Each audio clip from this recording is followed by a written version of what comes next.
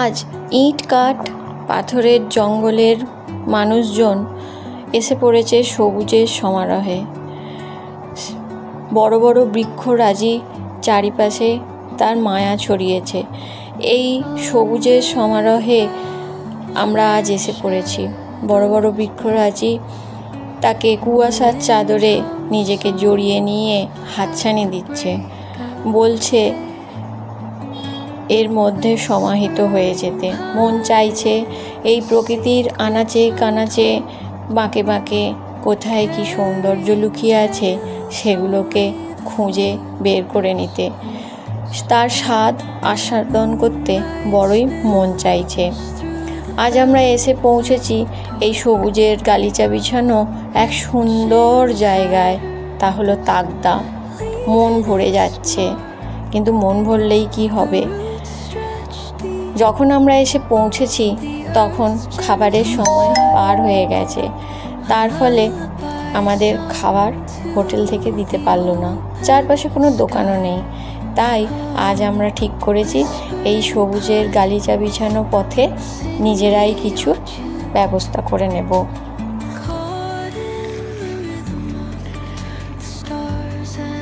লক্ষ্মী আমার, তোমার পথে আজকে অভিশাপ। অনেক দিনের পর পেয়েছি মুক্তির রবিবার। দিনের পর দিন গিয়েছে, হয়নি আমার ছুটি। বুকের ভিতর ব্যর্থ কাঁদন, পড়তো বৃথাই লুটি।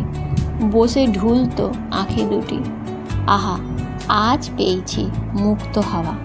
লাগলো চোখে তোমার চাওয়া, তাই তো প্রাণে বাঁধ টুটেছে রুদ্ধ কবিতার। তোমার তরে বুকের তলার অনেক দিনের অনেক কথা জমা। কানের কাছে মুখটি থুয়ে গোপন সেসব কইব প্রিয়তমা।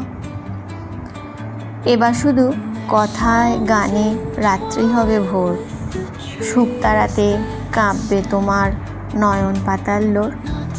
অভিমানিনী রে মোর, যখন তোমায় সেধে ডাকবে বাঁশি, মলিন মুখে ফুটবে হাসি।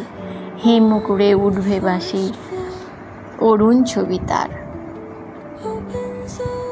তাই তো দুজনে মিলে লেগে পড়েছি রান্না করতে। এমন দিন তো বড় একটা আসে না, যে যার কাজে ব্যস্ত থাকি। দুজনে একসঙ্গে হয়ে সময় কাটানোর সময়ই পাই না। আজ সে অবসর এসেছে। চারজনে মিলে আজ সেই অবসর দারুণ একটা সময় কাটালাম।